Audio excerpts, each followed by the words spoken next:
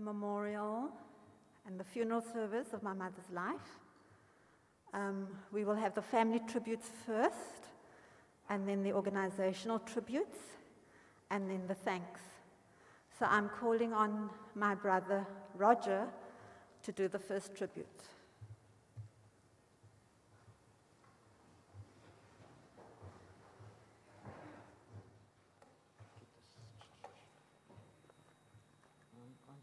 I'm doing it here. I can't do it these days. Is this one on? Is the speaker on? Yeah. Is this what you want? Yeah. Because that's someone else.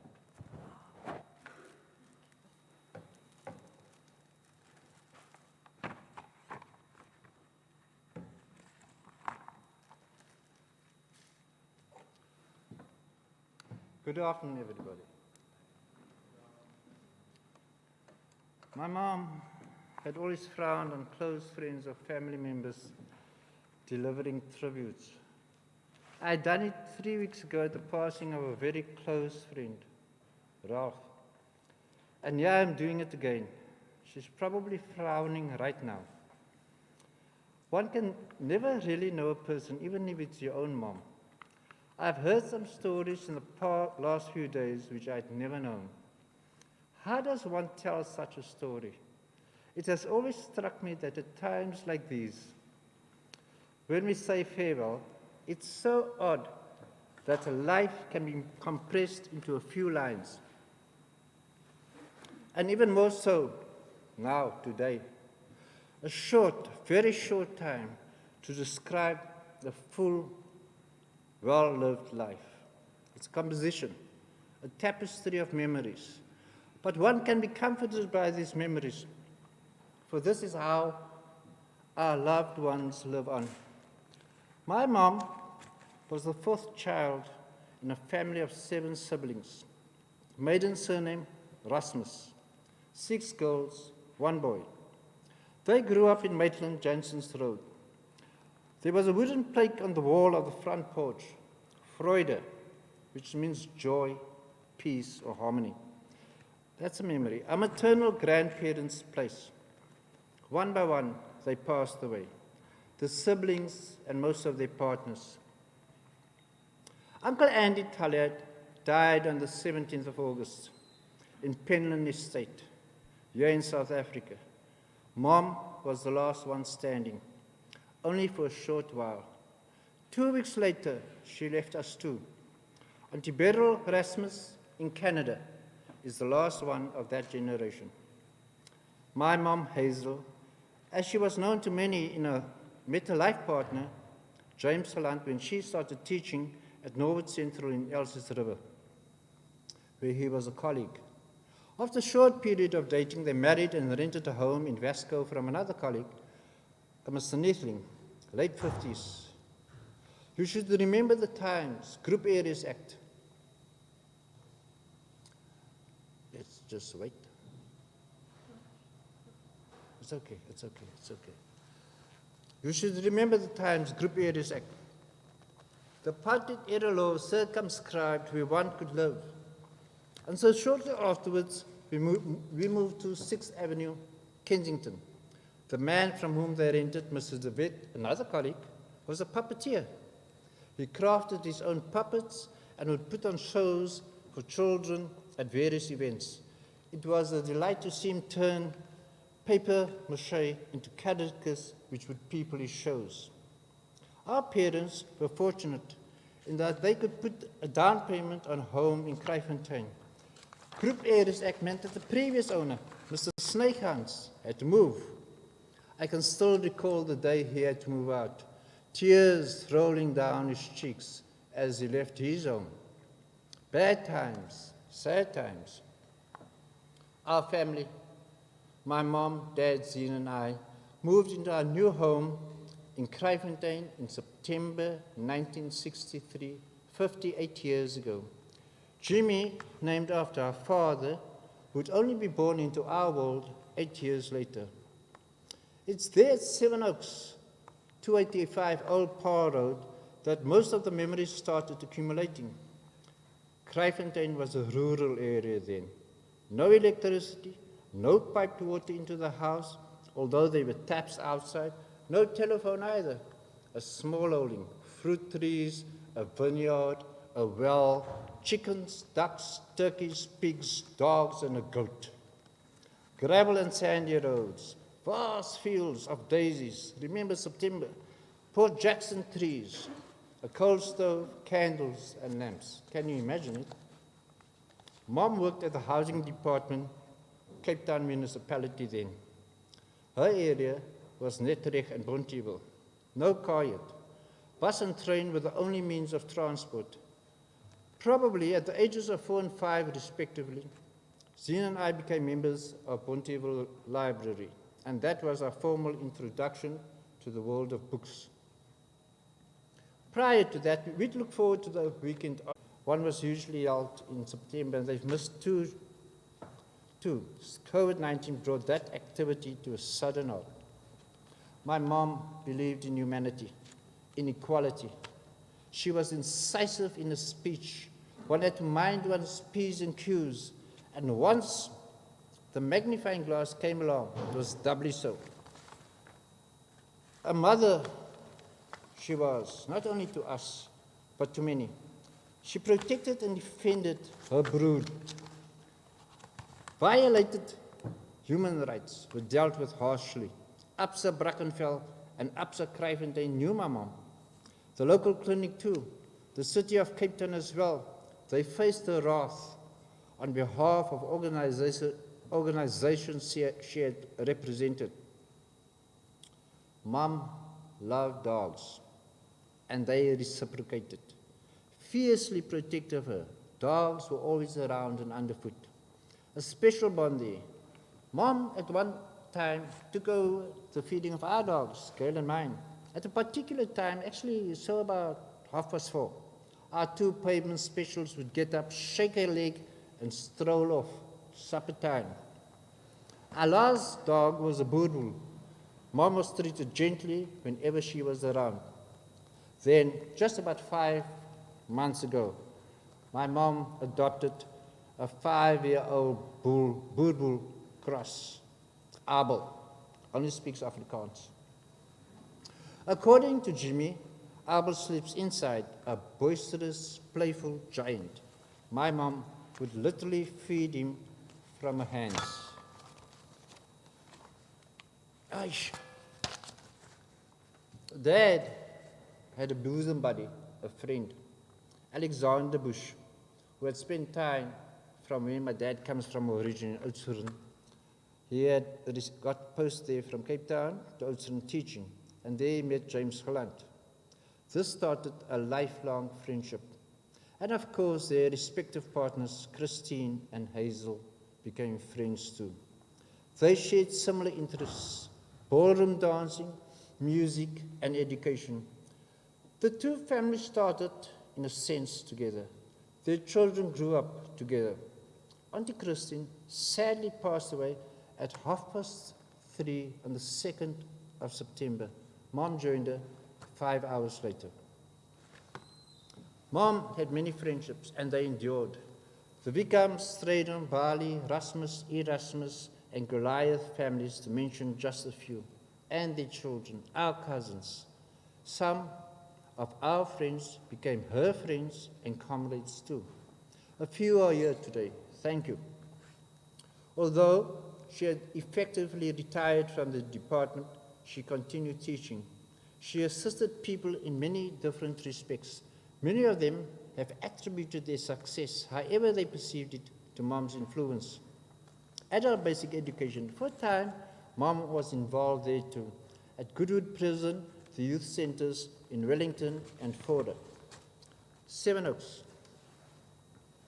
When we had first moved into our home, there had been 7 great oak trees. It had been estimated that these trees were over 250 years old.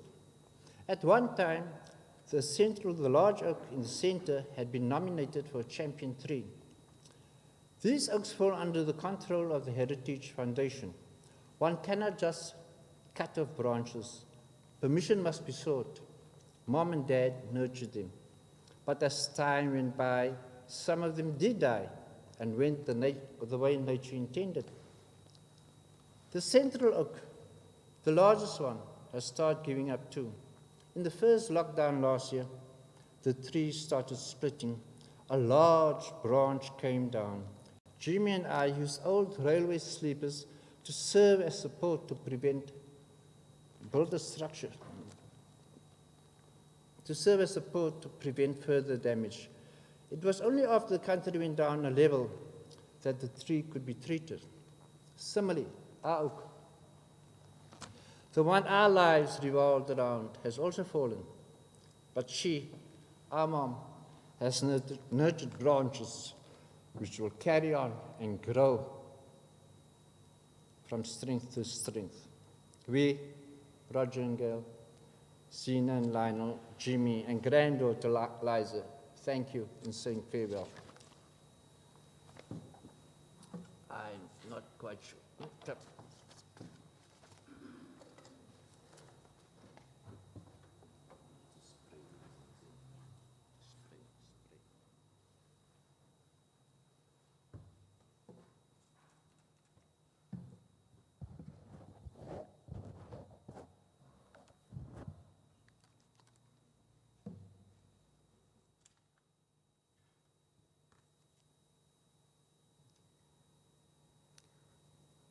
My mom never believed that people who are close to the bereaved should be talking, because it is a very emotional thing to do. But we decided that we would like to say something about her and her life. We never thought that the day would come. Rationally, we know that this day comes for everybody, but emotionally, it's a little harder. And I was chatting to a friend just about 6 days ago, before my mom passed away, the day before she had been taken to hospital. And I told her, you know, my mom has been a role model for many people, and for me as well. And then I reflected, what does it mean to be a role model? And while reflecting on the life of my mom, I thought, these are the things that I, as a person, and whoever else, can role model. She had a sense of justice and belief in a common humanity, without the impediments of gender, culture, religion, and so-called race. She had a sense of purpose, a can-do attitude. She tackled any project or issue, large or small, with a perseverance that even at sometimes we'd say, Mom, let it go. But she wouldn't let it go. If there was somebody lying in the casualty in Bremer Hospital, this is just an example, she would phone right up to the head of the hospital to say, that person's been lying there for 3 days, do something about it. And lo and behold, they would. Mom had a belief in democratic practices at grassroots level. She believed that communities should have control of their own lives, while acknowledging that it was not always an easy thing to do. Her keen interest in sports and cultural activities was noted, especially athletics. She loved athletics. She knew all the names of the rising stars in South Africa, and she was very critical about the way athletes were nurtured, especially in the lower income groups. Mom had a sense of fun. Growing up, our cousins used to come during Christmas times, holidays, and so on, and it was she who organized the activities, the singing at the piano, and so on, which many of them still remind me about. As Roger had described, Kraaifontein was a lovely rural area at the time. I'm forever grateful that we have had the opportunity to have her for such a long time. I'm also grateful that Jimmy was unable to go back abroad and that he had spent time with her in this last time because during lockdown, it was just Jimmy and my mom in the house, and we engaged with her on the telephone, at the window, and so on. She was very aware, not of herself becoming infected, but of infecting us, always thinking of the other. Roger pointed out that she shared a special bond with my dad, Uncle Alec, and his wife Christine, and we grew up with their children, Olin and Jeffrey, and I like to think that Auntie Christine came to fetch my mom. And I would like to think of them being happily reunited wherever they are at this stage. Mom loved music. So I'm going to stop here. These are but some of the things that I think one could say is worthy of being a role model. And as Roger pointed out, she used to sing Ave Maria at weddings, and that is why later, after Liza has spoken, Linnell Kennard will come up and render Ave Maria in memory of Mom.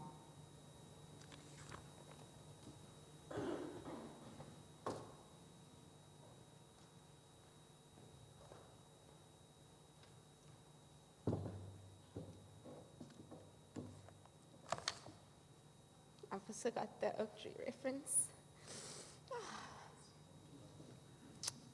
It is as if the greatest, grandest oak tree has laid down to rest. I didn't think I would. Okay, let me just. When I think of my grandmother, words that come to mind are unafraid, rebel with a cause, creativity, principled, fair, sharp tongue with a kind heart, and deep compassion. This is why she doesn't want people to talk that are closer. She was so in alignment with her truth. She always did what she thought was best for everyone involved. She felt that if she felt that someone was getting the short end of the stick, that didn't deserve it, she would speak up for that person or for those people. She wanted everyone to have an equal opportunity, never looking over the quiet ones or the underdogs. Thank you. Family. Never looking over the quiet ones or the underdogs. In fact, she would take them under her wing. She did not shy away from uncomfortable or difficult conversations. Rather, she embraced them so that everyone can move forward. Sometimes I would tell her about something that happened, and after a while she would say, but that's over now, meaning we move forward. Let's not dwell in the past. And she really lived that way, deeply rooted in the present, with forward momentum. One of our last conversations was her telling me about the children's book she wants to get a move on with, where children will get to teach each other and learn different languages from each other in simple, fun ways. Granny understood the importance of play and creativity, no matter the age. She understood the importance of breath work, stretching, eating from the earth. She would often demonstrate to us how simple it is to incorporate daily stretches when walking past a chair or a door. Sometimes she would pull her knees right up to her chest and say to my mom or someone, "Can you do this? You can't do this," smiling and feeling pretty chuffed that she was more flexible than the young'uns. Last night, my mom said to me, "Are you going to get dressed up for Granny?" There was a phase when Granny would say to me, "You don't show your figure enough. You have such a lovely figure." So I started to wear some more figure-fitting things when seeing her. Sometimes I would even put on some makeup, thinking I was looking pretty good. And she would sometimes say to me, "You look tired. Are you getting enough sleep?" She was always seeing beyond what was being presented to her. I would say to my mom, it is as if Granny has two little antennas that are picking up all of the information around her, always. Though she always respected everyone's privacy, so as I got older, I realized I just need to tell her more things about my life, because even though she may want to know, she wouldn't always ask. Last month, I went to visit my friend Ricky in St. Francis, and she reminded me of this moment she reminded me about this moment the other day. About 6 of us were watching the Olympics, and the synchronized swimmers were on. I said, "Oh, my granny loves this. I'm going to call her." And I whipped out my phone and phoned her. She picked up, as she always does. "Hello, Liza." "Hello, Granny. Are you watching the Olympics?" "No, I'm watching my soapies," she said.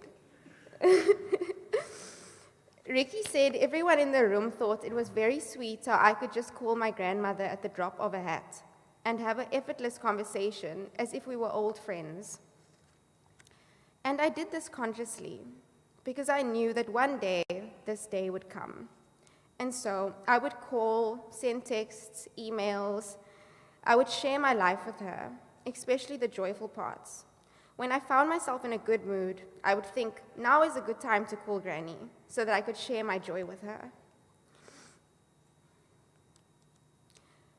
Our relationship has now taken on a new form, and I know that I have a strong protector in the spirit realms. Lately, when I feel stuck or confused, I say, "What would Granny do?" And I just wait and listen to see what wisdom arises. Thank you. Oh, and she loved Linnell, so it's really nice that Linnell can be here because she really loved it.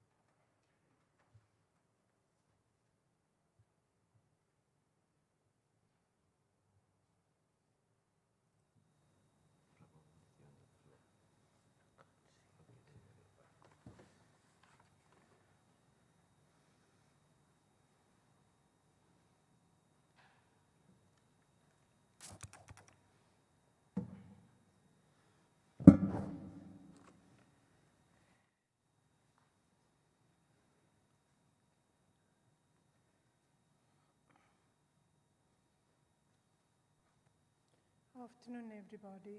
I'm Gail, the daughter-in-law, doing the easier parts today. I hope I bring justice to the words that's written on behalf of these organizations. The family received so many tributes and wishes and just lots of love over the period. So we're reading two of the organization's tributes, but we received tributes from Andrew Jacobs, Peter LaRue. Peter LaRue's one came just like the next morning after Mom's death. It was there. It was such a refreshing, good thing to read at the time. John Bennett, as well as Thomas Barnes. So I'll read the shortest one first. It's from Abdusa. Abdusa is the African People's Democratic Union of Southern Africa. The interests of the workers and landless peasants shall be paramount. It's their logo. A tribute to Mrs. Hazel Gelant. Farewell to a great revolutionary, teacher and community activist. It is with great sadness that we say farewell to Hazel Gelant, a revolutionary, teacher and community activist. There are many Abdusa members who met and had opportunities to interact with Mrs. Gelant, as she was fondly called. Some Abdusans met her in 1982 when she established the detainees committee comprising the mothers of members who were detained upon their return to South Africa. This after attending a meeting with the UMSA, Unity Movement of South Africa, exiled leadership into Zimbabwe. It was the committee that demonstrated at the notorious Cullinan Square for the release of the Abdusans who were detained. Mostly young workers and students, she assisted some of the Abdusa youth to obtain their passports to leave the country, and when some of them were detained, she organized for their working class mothers to visit them in prison. The next generation became familiar with her at Scotstoun High as an English and music teacher. She was a very soft-spoken teacher whose instructional methods endured, that students concentrated when she used the tools of pedagogy for young minds.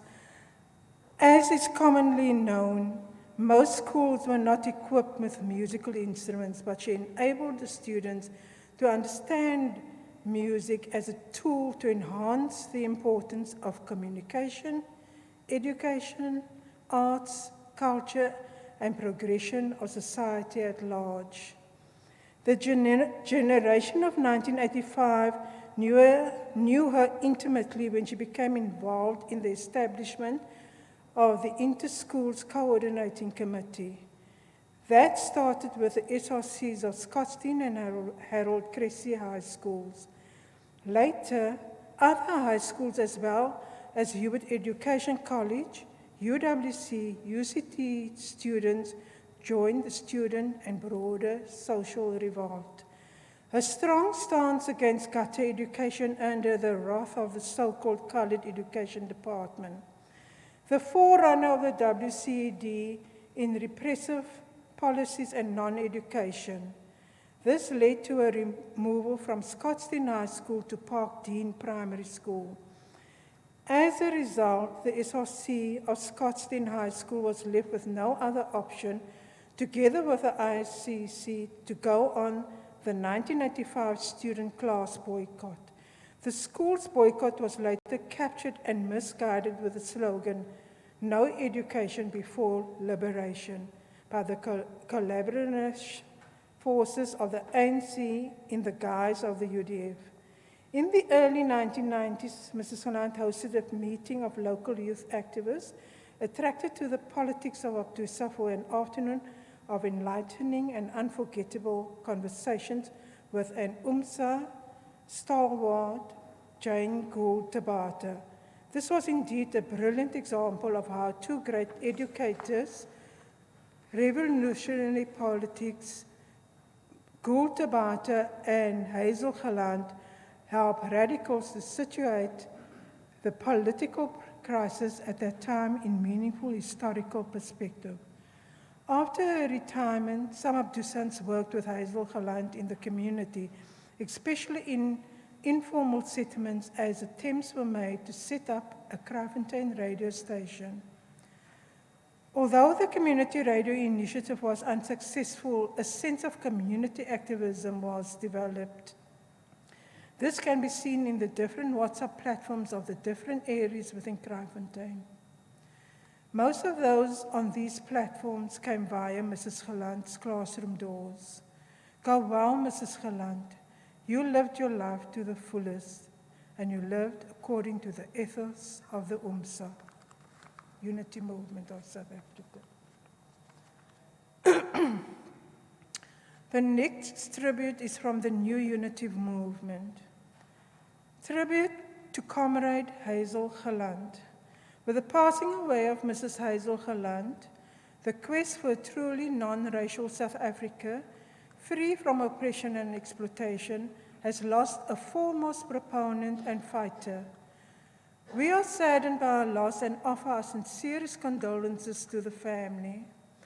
Mrs. Gelant cut her political teeth as a young 15-year-old, founding and posting the Educational Journal, the publication of the Teachers League of South Africa, an affiliate of the then non-European Unity Movement. She was educated at Trafalgar High School by teachers who took seriously the task of raising critically thinking students who were acutely aware of the injustices in society. After high school, she studied to become a teacher at the Hewitt Training College, where she participated in the student politics of the day. She was an activist student, not flinching from taking the college authorities head-on. As a teacher, Mrs. Gelant took to heart the injunctions of the Teachers League of South Africa. She knew that she was expected to equip herself both professionally and with the knowledge of the country's political, social, and economic situation. Thus armored, she was able to enlighten the students beyond the confines of a syllabus designed to let them take their preordained place as second-class citizens. She interacted with her colleagues in the staff room and school activities to take off their blindfolds and straitjackets and to join the struggle for a non-racial and non-exploitative society. Hazel Gelant worked in several community organizations to promote the work and ideas of the Unity Movement. This she did with fervor and principled struggle. The apartheid authorities of the time tried to co-opt some among the oppressed to promote the policies of separate and unequal development. They induced weak and unprincipled individuals to collaborate in the grand apartheid scheme to mislead the oppressed into acceptance. Mrs. Gelant joined her comrades to campaign door-to-door against these schemes. She served in the community organizations like the Kraaifontein Cultural Society and Kraaifontein Civic Association, where she taught non-collaboration with the oppressors. She represented the Civic Association at meetings of the Federation of Cape Civic Associations. Her work in the Civic Association found her fighting the cruel evictions of families and the cutting off of water and electricity connections from their homes in the suburbs of Kraaifontein, including Scottsdene and Scottsville. At the time, the authorities forced Queensland and collaborators onto the organizations of the oppressed. Mrs. Gelant, a staunch supporter of the South African Council of Sport, SACCOS, the sports wing of the liberation struggle, attended meetings of the Kraaifontein Sports Board.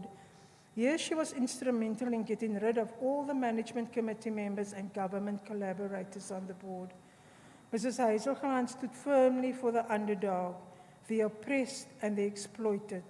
She formed empowerment groups in Wallerstein and Brookenbos and promoted music, dance, and the love of literature among young and old.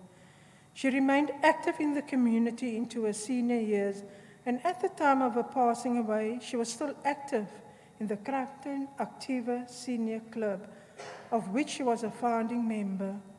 Mrs. Gelant believed that behind every strong woman, there is another strong woman, and was a driving force for women and girl empowerment.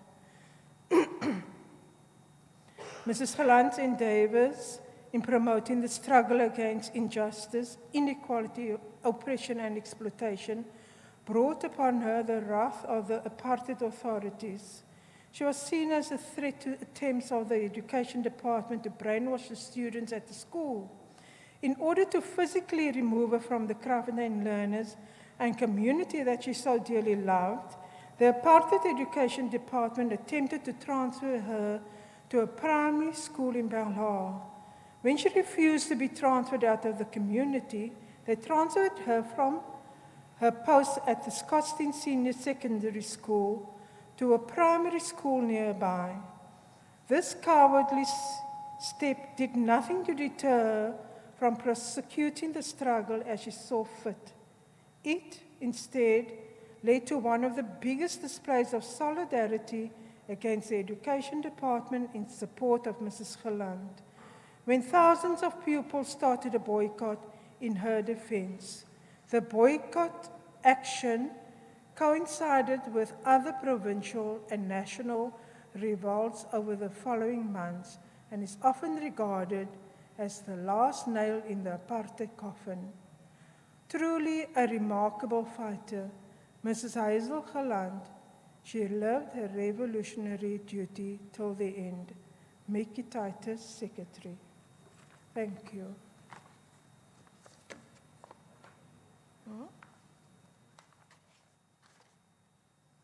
I think now it's Judy Benjamin. Yeah.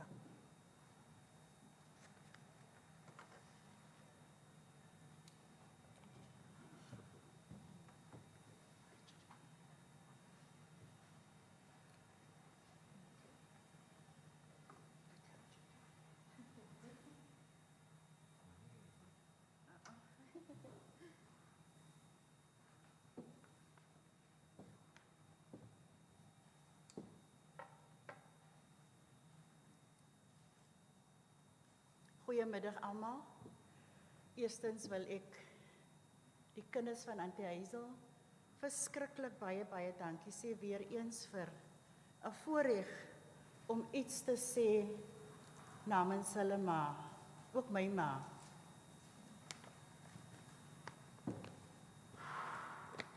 Waar is die dingetje? It's fine. Okay. It's fine. It's fine. It's fine. Hazel, Ma.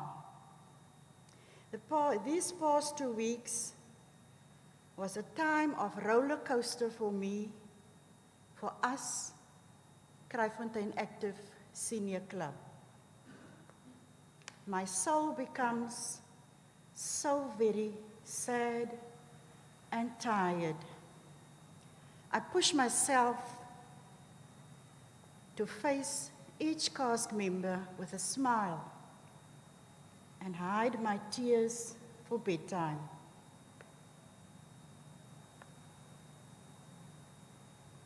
Yes, I'm a survivor of losing someone who was my role model for 12 years. Today, 2 weeks ago, no, not there, my role model for 12 years. Hazel, my role model. Hazel, never afraid to be unique.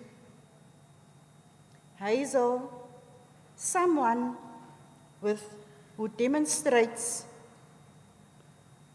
confidence and good-rounded. Hazel, always knowledgeable and had a very good leadership skill. Today, 2 weeks ago, It was a dreadful day which changed our lives drastically.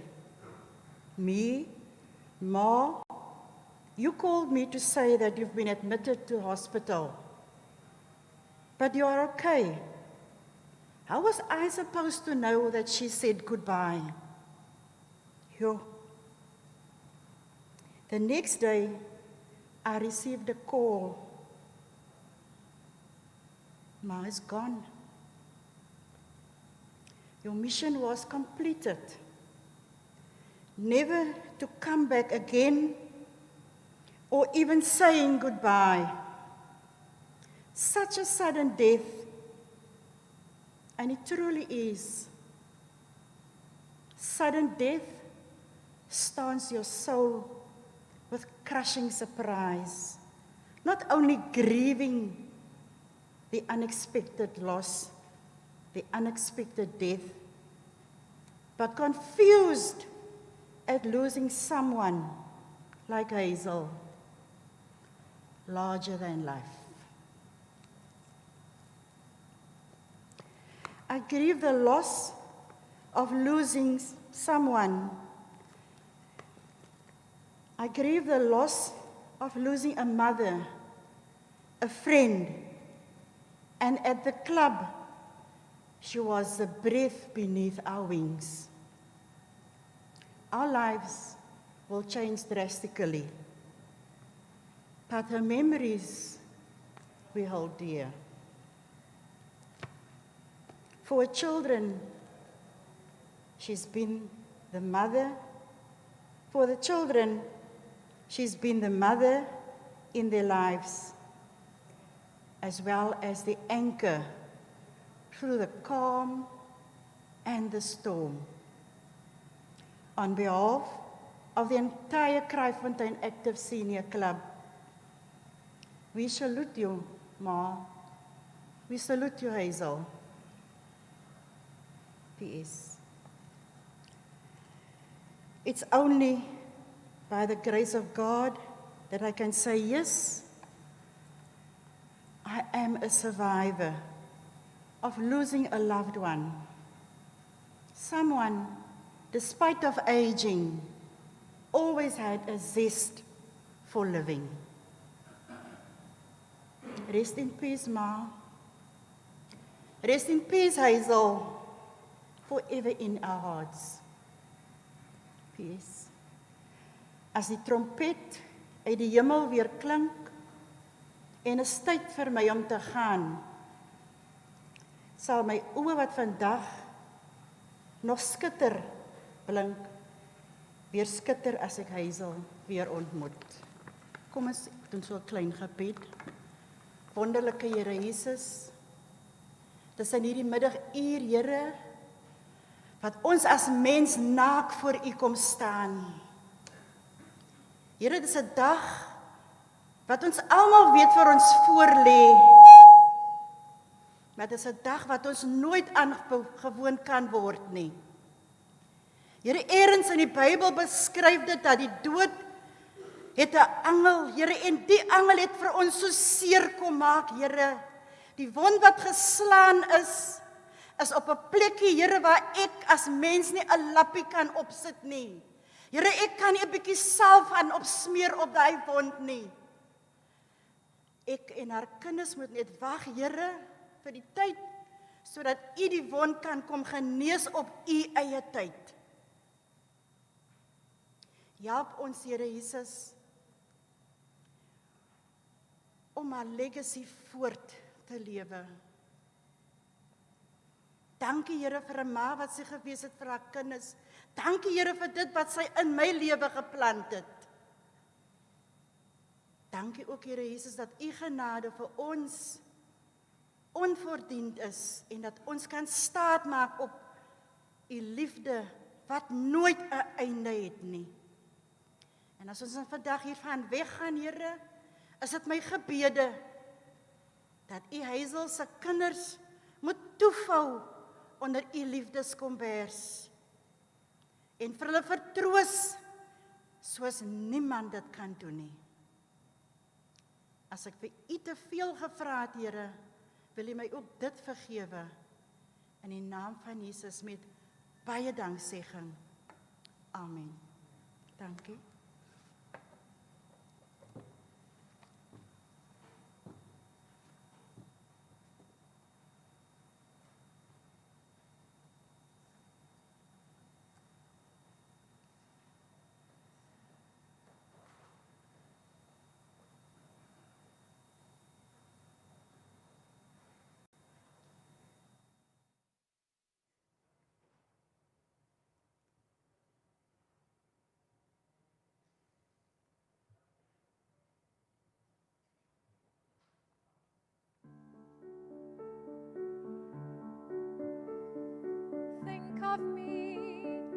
Think of me fondly when we've said goodbye.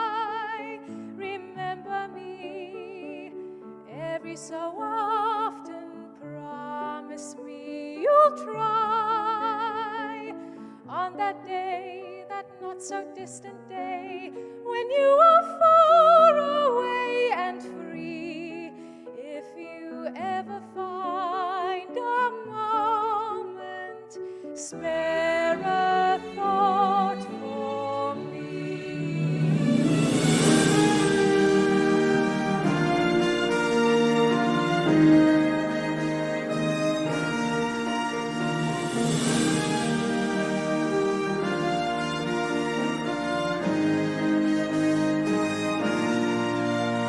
And though it's clear, though it was always clear, that this was never meant to be, if you happen to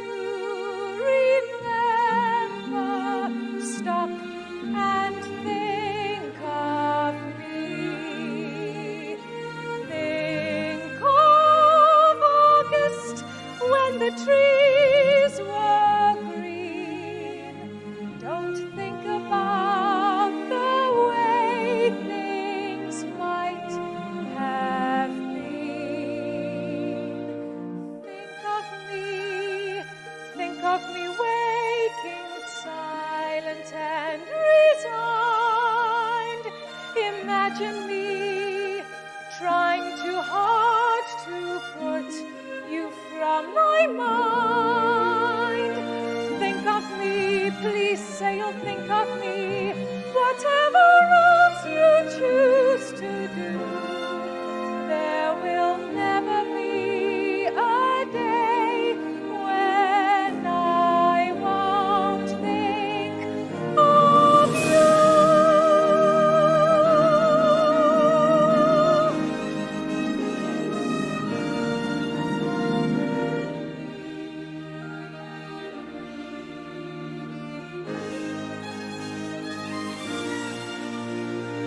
Flowers fade, the fruits of summer fade. They have their seasons, so do we. But please promise me that sometimes you will think of me.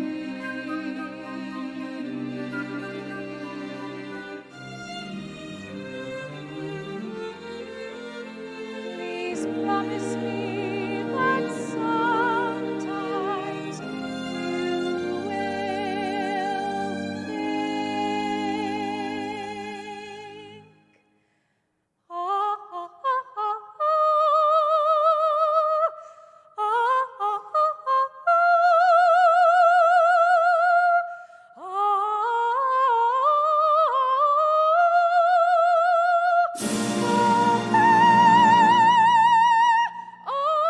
of me.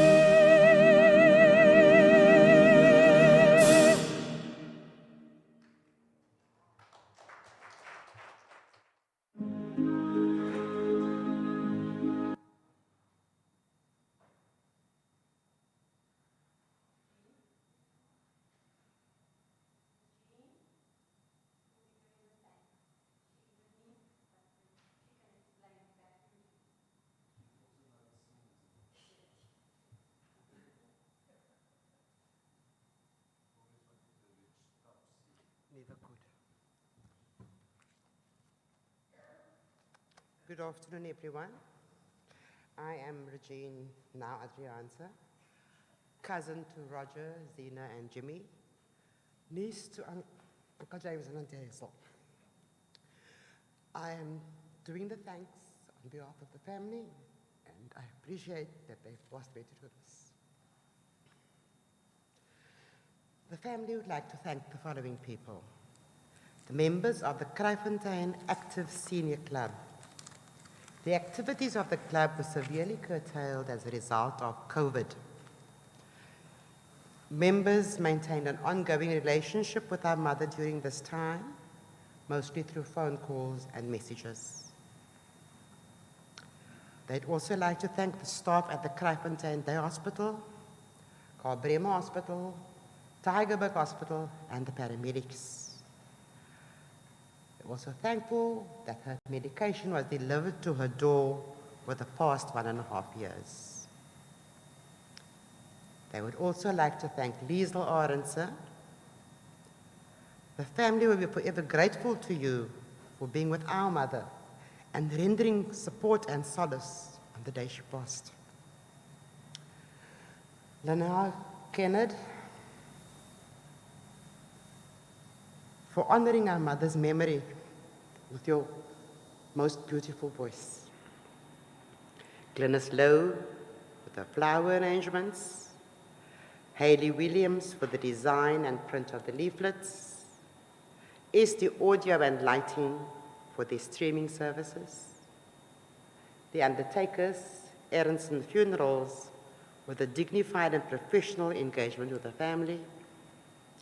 And to all those who sent flowers, financial contributions, messages of condolences, and phone calls, as well as those who provided support in various ways during our time of bereavement. The family thanks you.